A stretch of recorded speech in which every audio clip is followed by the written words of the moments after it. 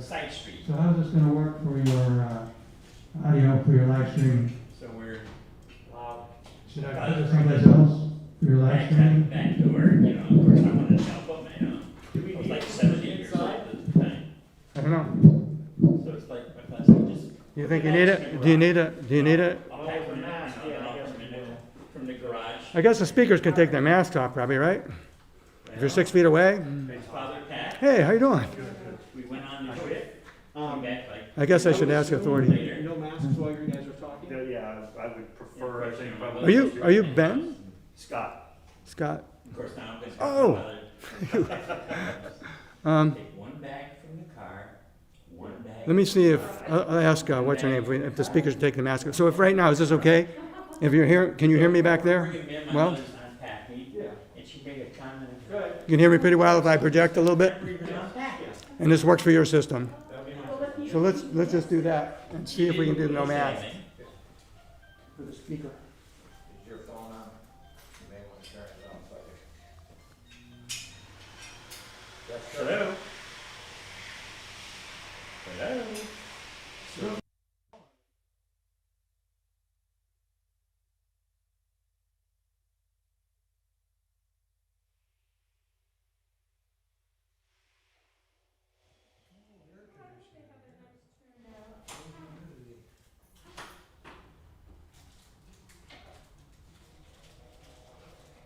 Well, that was another reason for me being here a little early. I have a bad knee.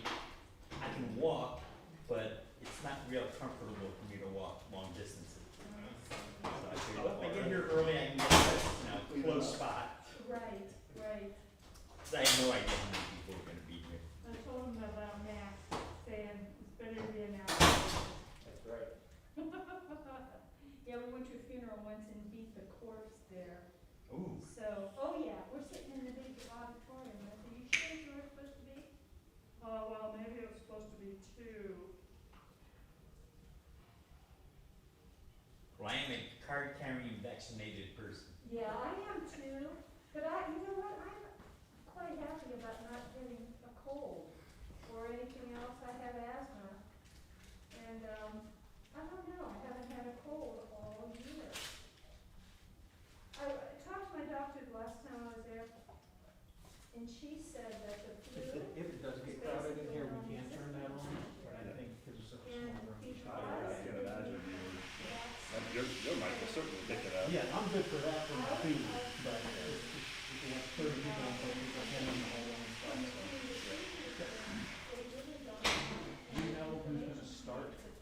Well, I would assume Jane, but she did it the last time, so. I normally get, So Jane. it seems like no matter what I do, I mean, for years, Remarks. I get just being one at cold during the 30 winter, seconds, and one cold during the summer. Or turn it over to the moderator. For the last 2 years, I haven't had a cold. And it had, long before this pandemic thing. Yeah. Anytime you guys Okay, are ready. Okay, well, she's been waiting on Jane, so. that would be one. Hi. Hi, how are you? Good, I'm I'm Scott. Julia with Laketran. I do their PR and marketing. Okay, nice. Are you speaking or? My CEO is going to speak then. Okay. And, We're waiting for Representative Troy. Notoriously late for everything. okay, all right. You guys in Lake County? Yep. You know that? I live right up the road, Oh, okay. I think I've met you before. possibly. Yeah. Do you do Kiwanis or stuff? Or? Well, I volunteer with the Humane Society, Oh, something. I don't know. I've been in Lake County my whole life. You everybody that's from and there have been a few events where Laketran's been at where I've been there as with Probably. the Humane I've been doing Society. this for 15 years, so that's probably. I'm sure then we would have met at least one or two. Laketran was cool when they used to take, the public to the baseball game. Oh, downtown? Yeah. Oh, Sports what? Express service. Fun that. Yeah, that was a tough time. That was when the recession was hitting and sales tax, everything was going down, and we're like, well, do we get people to dialysis or do we take people to the Indians game? We gotta pick and choose. I don't see it going to choice. So Jane is not in here to help you. I have not used So I'm gonna Laketran start that much rolling myself. things. So I'm gonna get things going, because he's gotta leave, so. Fantastic. Okay, we'd love to hear that. you are gonna speak and then what?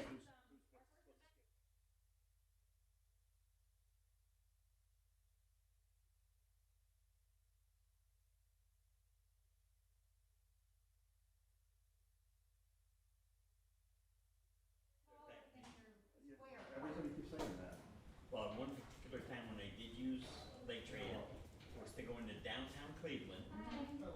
They had in downtown, they had something called Marine Week.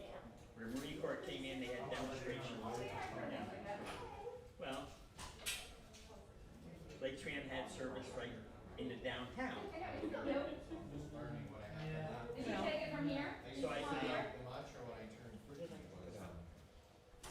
Probably here, or matter at 6:15. well, no, it would have been from here that I got on the bus, and they had, you know, they told us what time they were to be picking up and where they were dropping us off.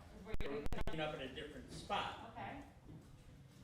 and, you know, which they told us about. All right, no problem, we're still downtown. Well, I get downtown, no problem, I go to pick the bus up to come home, No bus? and there were Laketran buses coming in, but they were all going to other places. So I finally, when, you know, it's like, okay, it's getting late, these buses are gonna stop running altogether. So I asked somebody on, one of the drivers, and they said something about, well, that bus picked up somewhere else. It's like, you know, so I said, close, well, any ideas how we get home? Well, they were going to 6:15. Get on the phone or radio or whatever, powers that be. I'll take it 6:15, and we'll have a bus pick you up there and take you home. Here, park your car here. There, yeah, And it worked out? worked out fine. That's what we do. No extra charge, and, you know, put up a hissy fit or anything about it, it's like, well, I guess they were my order. It's a lot easier to want to serve. Yeah. It's a bag. That's what it's for.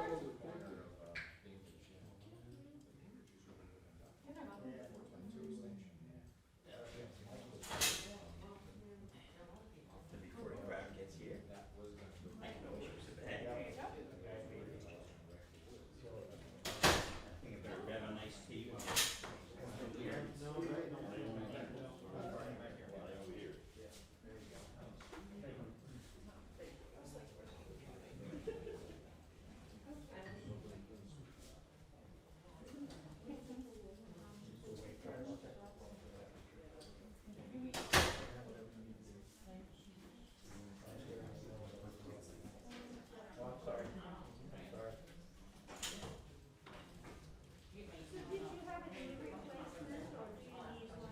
Well, there is one in my future.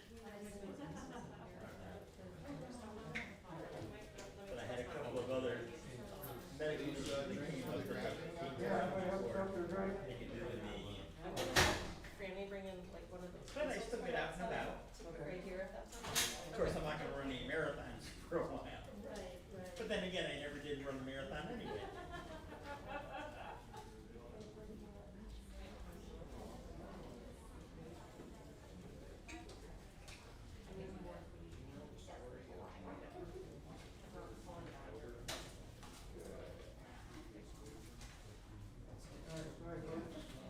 Jane is, coming. You know, something like that is, Paper heights. yeah, I think it was Abbott Costello, and I first heard that I guess it must have been Costello, not a doctor for something. And he asked the doctor, he said, well, I'll be able to play the piano. Hear me? The doctor says, yes. He says, that's terrific, I was never able to play the piano before. Well, I one time asked, you know, I was at the doctor, he said, well, am I gonna be able to, I don't know, run a marathon or something? Not unless you knew how to do it before. So then we got our speaking card. Okay. And I said, you heard that one, you don't know how. Thank you all for coming. This is Green Energy Ohio's electric vehicle tour. It's our first it's actually our second electric vehicle tour. We had one in 2012, and it was done with a hybrid because at that time the technology of range for electric vehicles and number of charging stations wasn't really adequate to do a statewide tour. So we did it with an EV hybrid. But now, and part of the theme of this is to call your attention to the fact that the range has significantly increased on electric cars. Charging stations are all over the place. So we want people to realize it's now much more viable vehicle to do even interstate traveling. Especially if you have a Tesla, there's a network of stations, charging stations to get you all across the country.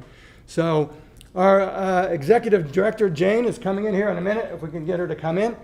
And she's going to give a talk here on her trip so far. But meanwhile, this is Valerie. She's also a Northeast Ohio coordinator like myself. Hi. And she's going to recognize our sponsors. Yep. And I also wanted to let you know, outside, I have flyers out there with all the electric vehicle manufacturers available now in the United States. So you can see, because you don't know. And then it also lists some of the ones that are supposedly coming. There are some startups in there. And also there's a list of charging stations in Menor. And then I listed the most popular apps that you can use on your phone and find the charging. I'm sure you guys know that. The first sponsor for this is obviously Green Energy Ohio. It's a nonprofit. It's an advocate for all kinds of clean energy. So, and Green Energy has been around a long time. We also have Napa Auto Parts, which you know is here, the one on Tyler. So if you have any needs, any kind of electrical needs, parts, they're wonderful, and they've sponsored before. We have Bright Innovations, which is a company that has R&D at their site for electric batteries and any of the upcoming. Laketran, obviously, you know they have an electric bus that was supposed to be here, but we know that things don't always happen as it should, but it's coming this week. So it's wonderful. It's going to be quiet. It's not going to be idling, and that's a start. Also, NOPEC, which is an alternative for your supplier for your energy. It's clean, and it's normally better cost effective. We have Zips Racing. I'm not as familiar, so maybe Jane can mention that. Lakeland Community College, they're letting us use their parking lot. They also have classes that will be teaching for alternative energy, new jobs, new technology. We have SARTA, obviously, for the bus. Greenwood Chevrolet, Jane, you can speak on them. No. We have Shaker Heights. So Shaker Heights, the city itself, is going green. It's going alternative energy. They're very much advocates, open to any kind of solar or electric cars. They have churches that already have solar canopies. Southeast Harley, you guys probably know, they're working on an electric bike. Although much to all of our chagrin, or my chagrin, they're quiet. And you know, Harley people like loud. So they're actually putting something in to give you that feel. Although I like the quiet noise. And Ohio Fuel Cell, obviously, that's part of the R&D for new battery technology, which is huge. And now here's Jane. She's the director of Green Energy Ohio. Thanks for coming.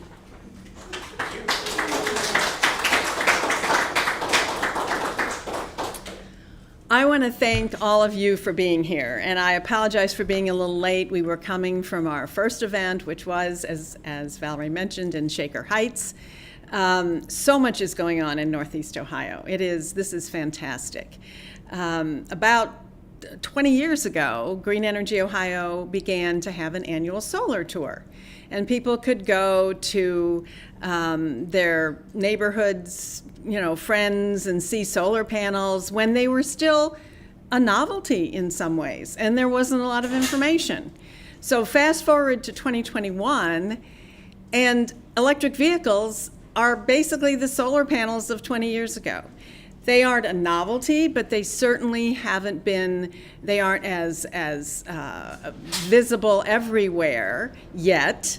So we decided this year we would focus on electric vehicles, and not just the vehicles themselves, but also all of the various systems and processes, the infrastructure that is so necessary to avoid range anxiety.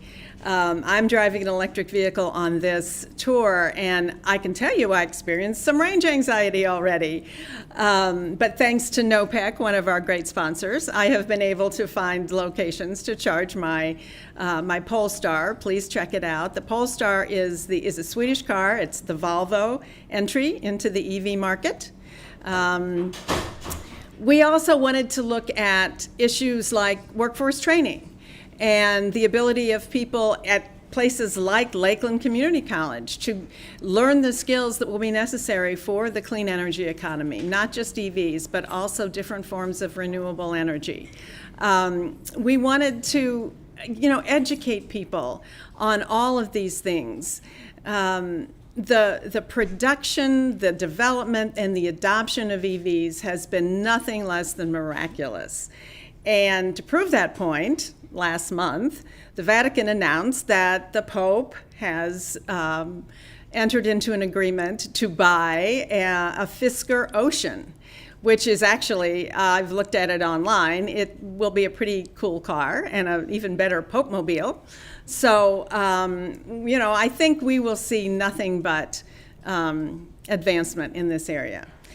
I have to thank our volunteers. We had the best committee.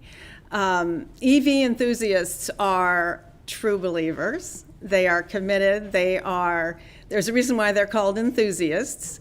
And Tom and Valerie have been the bedrock of the Northeast Ohio tours, green energy tours, for probably as many years as we've had the tour.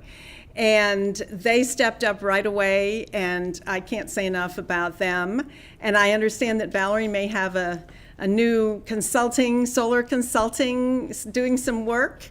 So if you are interested in solar, I would stop by and talk to Valerie about that. She has worked for a number of solar companies, and she certainly is very knowledgeable on that.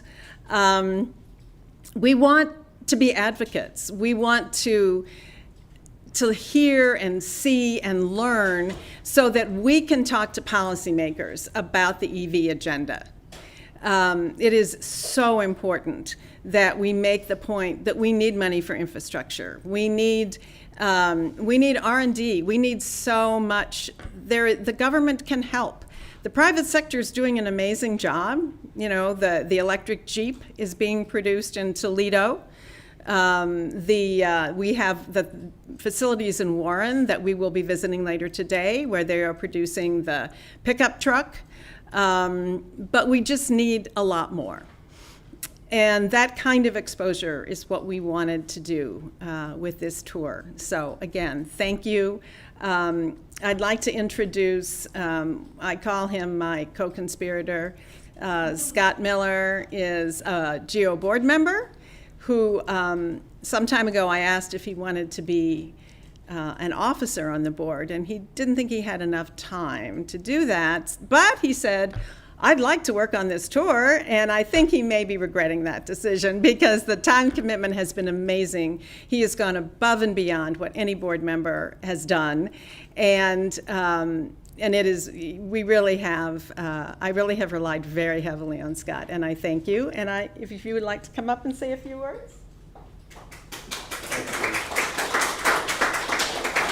Well, thank you, Jane, and thank you all for coming out today. I have no regrets in helping to lead this effort. That the effort really would not have occurred without the time and commitment from folks like Tom and Valerie and the other members of the planning committee, some others of whom are with us today. We want to thank all of our sponsors. Green Energy Ohio's mission is to transition the state of Ohio to a clean energy future. We really feel like that also includes vibrant communities, a vibrant economy, and clean and healthy environment.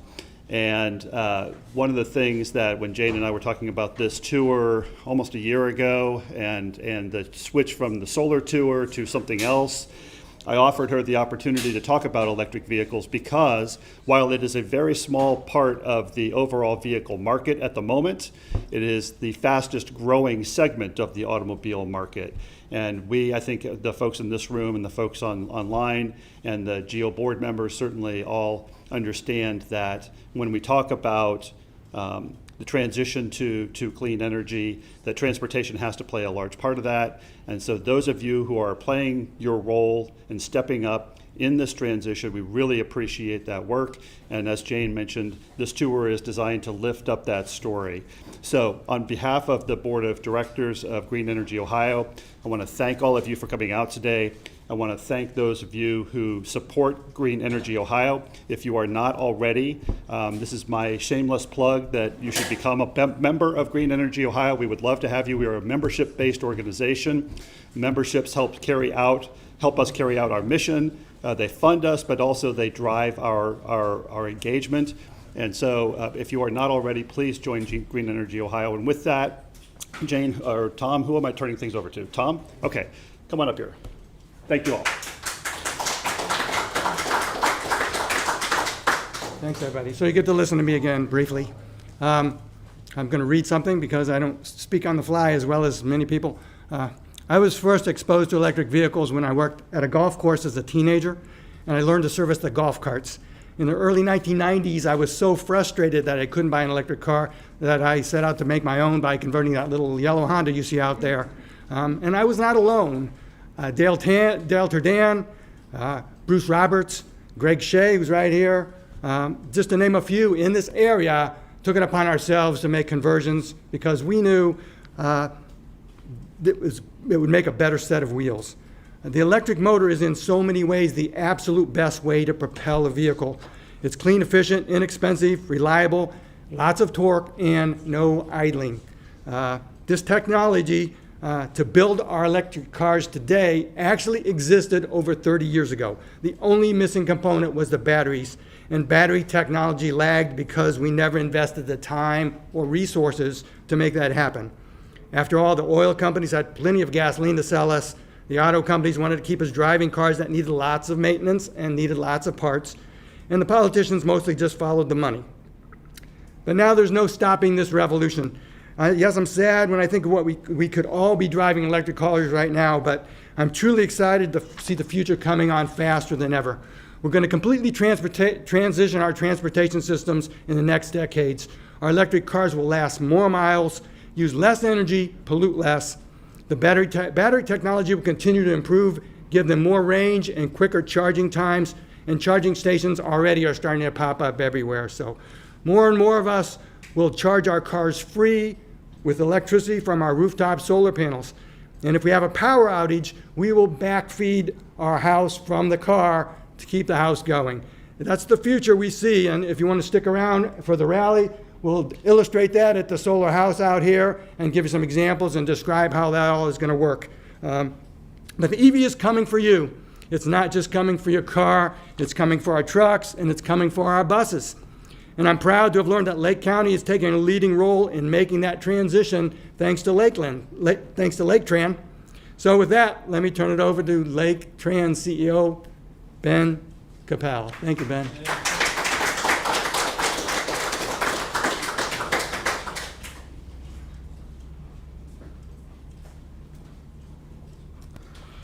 Well, hello, thank you for having me here. I'm Ben Capel, I'm CEO of Laketran. As Tom mentioned, Laketran has some electric buses that should be here any day now. We began the journey towards electric buses in 2018. So everything in our world takes a long time because everything is sort of custom made. So we started off by getting some grants from the federal government. Just like this building, a lot of the things Laketran does is paid for with grant money. So 80% of most of the things we buy is funded by someone else. So we get grants from the federal government. Most of the time, state of Ohio, there's an organization called NOACA. So, this building, 20% of it was paid for Laketran, 20% of it, or 80% of it was paid for by someone else. The same is true with the buses. So we got grant money in 2018 and ordered our buses in 2019. So we have 10 electric buses on order. They should be all delivered by the end of August.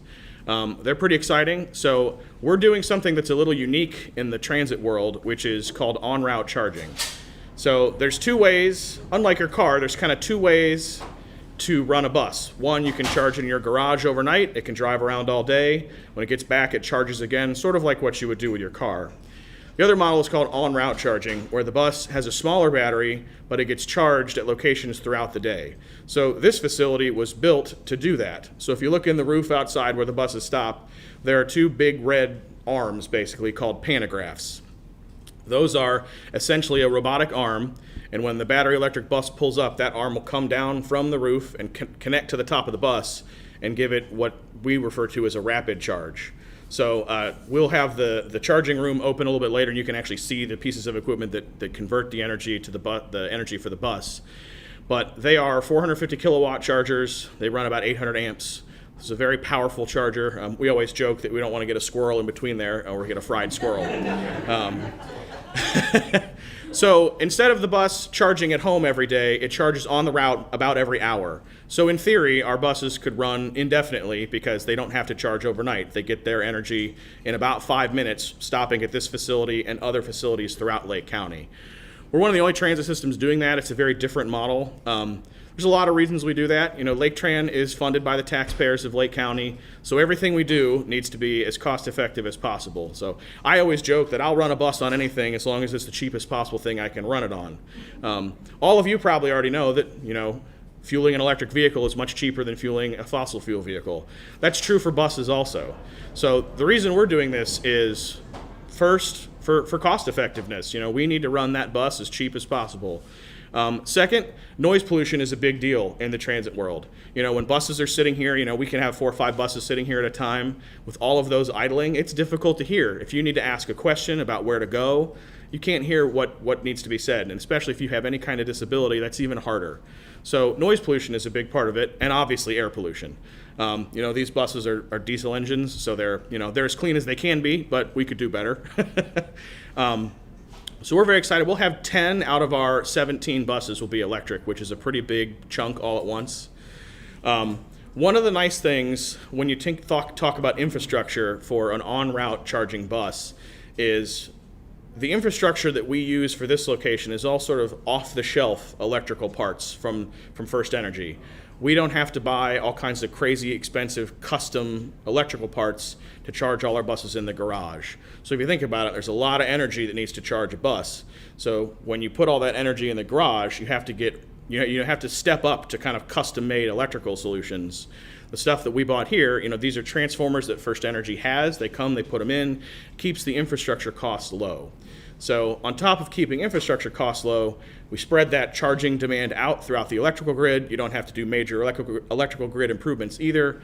And also, you know, redundancy. So if power goes out, people still need to use the bus. So by having those chargers spread out throughout Lake County, you know, if one piece of power goes down, we can still charge at other locations. So when we designed our system, we designed it for all those reasons. You know, to keep costs low was number one. But also to be redundant and reliable was number 2. So we wish we'd had a bus for you here today. Unfortunately, we don't. But they should be here. It could be here this week. It was a little delayed due to COVID. There was a special high voltage cable that came from Italy that the bus was sitting at the bus plant for quite a while waiting for that cable. One of the other nice things about what we do is everything we do is required to be built in the United States. There's a percentage of materials we have to meet that are U.S. So all these buses are a minimum of 80% American components. So on our electric buses, they have American batteries, they have American steel, and they're very much a product of this country. They're made in Anniston, Alabama, by a company called New Flyer. So we are very excited to get them. One of the things that's interesting when you talk about buying an electric vehicle versus buying a gasoline vehicle, there's a lot of times the price difference is not huge. Sometimes depending on your options, it can be similar. For a bus, the price difference is very large. So a diesel bus is about $550,000, the ones you see driving out here. An electric bus is about $835,000. So they are significantly more expensive up front, but they are cheaper to operate in the long run. So for us, they still will actually save us about $5 million over their 12-year life. So on top of them being clean and green and all those great things, they also save the taxpayers money, which is very important to us being a government agency. So we're very happy to have you here today. We have multiple staff around who will be able to answer your questions as you kind of look at the building. We'll open up the charging area so you can actually see the charging cabinets. And just, thank you for having us, and we really appreciate it, and we're really excited to be part of, the electric future of Ohio.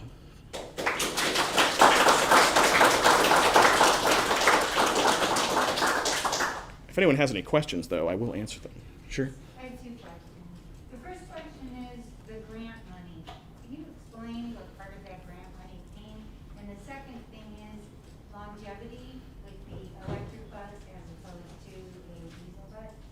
Sure. So the grant money, one of the things that Laketran is always doing is looking for grant money from other sources.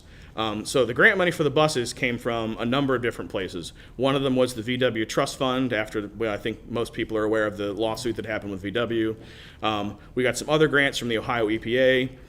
With the Federal Transit Administration, there is a large grant called LOW-NO, which stands for, low or no emissions vehicles. So we got a large amount of money from that. And then we also got some grant money from the Northeast Ohio Coordinating Agency, which is our regional planning organization. So there's a lot of money from a lot of places in the buses and the facilities. For longevity, so everything we buy, because we buy it with grant money, there are rules that come with it. So every bus we own has a minimum number of years we have to operate it for. So the bigger buses, just like that one sitting over there, we're required by federal regulation to keep those for 12 years. We usually keep them for about 15, but those buses have to actually be certified by an agency with the feds that they will last that long. So the battery electric buses are certified in the same program as the diesel buses, so they are certified they will last 12 years. So everything we do has a regulation that goes with it, but that one's great because we know an electric bus will last just as long as a diesel bus. Thank you. Sure. You said that over the course of life, you're going to save approximately $5 million. Is that for that per bus, or is that for the? No, that's for the fleet of buses. Okay, and you're purchasing how many? 10. 10. So about 500,000 for a 12-year period of time per bus. Yes. And most of that savings comes from? The savings is generally from maintenance and fuel, or electricity. Maintenance is a big deal on a transit bus. We spend a lot of money keeping it in good shape. Having less components is a big deal. But the other thing is, on a diesel bus, everything runs off the diesel engine. So it's all tied to it somehow, and it's all very close together. It gets very hot back there. For an electric bus, you can disperse those components throughout the bus and enable them to be designed a little more efficiently than on a diesel bus. So just the way you build it makes a difference. All of the HVAC components can be on the roof where they can dissipate heat versus being part of them in the engine compartment. So part of how it's built also makes it cheaper to operate. So one of the savings that I don't hear people talk about, and I know from personal experience, is the braking. With the electric vehicle, I drive a Volt. I hardly ever have to use my brake pedal. Sure. So the cost of changing brakes on a bus versus a car is probably 8 times or 10 times. Yeah, when we do a full brake job on all 4 wheels, it takes about 2 days, and it's about an $8,000 job. So it is significant when you can save just one brake job. Sure. Over a 12-year lifespan, do you think you'll have to replace any batteries in the electric buses, or they can last the whole time? We are not 100% sure. Most of what's going on in the transit industry started in around 2012, so we don't have as much data about that yet, but the data we do have is that the batteries have vastly outperformed expectations. So originally, the companies would tell us you'll get 7 years out of a set of batteries. Well, now they tell us 9. And they continue to kind of push that envelope and push that warranty out. So a part of it has to do with if we keep them in the right charging range all the time, we'll reduce that cost. And all of our infrastructure is kind of electronically controlled to keep the battery in that range. So we don't think we'll have to do a full battery replacement in the life of the vehicle. One of the nice things about the version we bought is the battery cells are kind of hot swappable. So our mechanics can, if we have a cell go bad, a mechanic can get on the roof of the bus, he can pull that cell out, put a new one in, and you're good to go. So you're not doing a full pack replacement because you have a part of the battery fail. So we think we'll probably be doing maintenance the whole time, but not a full battery out, battery in kind of scenario. Sure? Can we keep moving, take these questions? Absolutely. And Troy up here, and keep moving, and then you'll be around for a little bit, right? Yep. So we can take more questions later. Sure, yeah. Yeah? I don't think you know what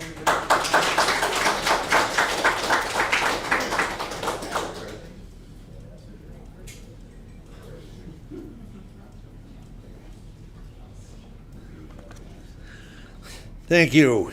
And, Ben mentioned about where he gets some of the grants for the buses. He mentioned NOACA, and that's why when I was commissioner, we made sure we gave Laketran a seat on the governing board. So you're able to kind of get first dibs at some of that transit grant money. Comes from the federal government. Unfortunately, the state government is not as generous to the transit industry and, dealing with, what we really need to do with the future. The problem today, and I serve in the state government, I've served in the county government, I served in the state government before. The difference today is that people don't really pay much attention to facts, or they make up their own facts. And I don't know if anybody watched 60 Minutes last night. David Attenborough, talked about, the real challenge of climate change. I serve in the state legislature, which is a diverse body made up of representatives throughout the state of Ohio. And unfortunately, we have our share of climate change deniers as members of the state legislature. And I think it's just so important that we all understand the facts, the future of our world, that if we don't move from fossil fuels, and really move into alternative forms of energy that are renewable, we're going to have problems. So I want to salute all of you out here today, supportive of electric vehicles. Certainly, the state needs to accommodate this advanced technology. One of the things the state did before I got down there was they put an annual fee onto hybrid or electronic vehicles, which really was kind of the argument, well, they got to pay their fair share for driving on the roads and all that. Fortunately, unlike the gas tax, which is based on how much usage you have, this is a flat fee no matter how often you move this vehicle. Now, we tried to remove that fee during the budget process. I'm on the Finance Committee. We offered amendment in the Finance Committee. But like every other Democratic amendment that got offered in the Budget Finance Committee, it was tabled by the majority party. But I think it's something, we're going to continue to press and realize that, we want to incentivize alternative energy. The last thing we want to do is de-incentivize it by some of these fees and all that. So, we need better policies in the state of Ohio on all of these things, encouraging solar and wind power. I think the thing we really need to invest research in is how do we store some of this energy? The big problem right now is, we can generate it with wind power, we can generate it with solar power, but it's being able to store that. And I think that is really where research has got to step up, and I think that will solve a lot of long-range problems in our society. There's some positive signs, in Columbus. When you go into the state underground garage, which is underneath the State House, there are electric charging stations in the underground garage. So there is a recognition that we need to accommodate those vehicles and more of them. There's also some troubling signs in the state legislature. There's a bill right now going through the to Public Utilities Committee, which I serve on, that basically would allow townships the ability to referendum windmills and solar farms, and basically to be able to put these on the ballot and have the people vote and say we don't want these things. So that's a troubling movement. We're trying to stop that bill in committee and all that. But I guess how progressive can Ohio really be regarded, when we pulled renewable incentives out of our energy policy, which were enacted back in 2007, and replaced that with subsidies for 2 coal-fired plants, which really, is going backwards in terms of where public policy should be. So, I think, and we all know what happened with House Bill 6, which was the move to allegedly save the nuclear power plants, to give them a bailout, which they're now saying we don't want the money. But in order to get the votes for that, they stuck a rejection of the renewable incentives and added the coal-fired thing. So, we're still trying to work on getting that mess cleaned up, which I inherited when I came down there in January. But I think the one thing that really we try and emphasize, and I try and emphasize with my colleagues on both sides of the aisle, is the economic benefit of moving in these particular directions. There are hundreds of manufacturers in the state of Ohio where we're already creating a lot of jobs and creating a lot of technologies to create alternative energy, whether it's in vehicles, whether it's through other things and all that. And we really, we really need to encourage that. I mean, we really need to understand that there is and I think President Biden has said this too, there is just a great future economically in dealing with climate change and coming up with alternative forms of energy and all that. I mean, and we really need to invest in that. I mean, I get a little upset when I see the federal government gives fossil fuel companies a tax break for the exploration they do to find more oil. In other words, whatever they spend on trying to find more oil, they get a tax break for that. We should really ramp up the tax breaks for what really is the future of that. So I guess, I think what we need to do is try and change the reputation of Ohio. We have never had a great reputation as being a progressive state. We don't invest in mass transit like other states do. We need to do that. And I also think, that we need to start dealing with facts. State energy policy from this point on has got to be based on facts. The facts that climate change is real, that we are putting the next generation in jeopardy of a lack of oxygen in this globe, a lot of pollution, and people in this history, the citizens of Ohio have stepped up to the plate over the years. They stepped up to clean up Lake Erie. They basically said, we will pay for primary, secondary, and tertiary treatment of wastewater to clean up our lake. The people of Ohio, I think, want change in terms of sounder energy policies, more electric vehicles and all that. We just got to get their representatives in the state legislature to follow the will of the people. So I think it's very important that you as citizens and everybody you know speak up to your legislature. Say, this is what we want. We need energy policy that's based on facts, based on protecting our future. We don't need energy policy that's bought and sold by the special interests, which unfortunately has happened too often in Columbus. So thank you for all you're doing.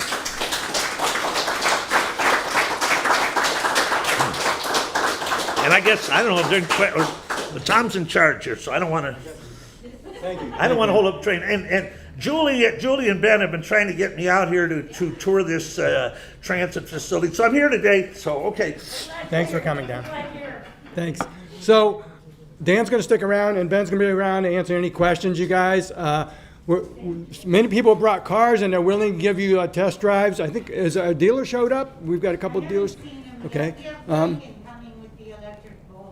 And so there's a lot of the people, friends of mine especially, that brought their cars, might be willing to take you for a ride. We got a little drive area up there, which I see people have parked in, and I was hoping they wouldn't. But so let's come outside if you can, and I'm going to do a talk at the Solar House real briefly here to describe the whole thing of connecting solar to electric cars. You have something? Just one more thing. Okay. Valerie's got one more thing before you just... Because I'm a talker. So there is organic snacks here, and I hope you consider organic. Besides all the cost savings, there's external costs for cleanup if we're using chemicals, chemical runoff. Same with electric. It all will cost you. You just don't see it directly in your bills. So we support organic and help yourself. Thank you. Thank you.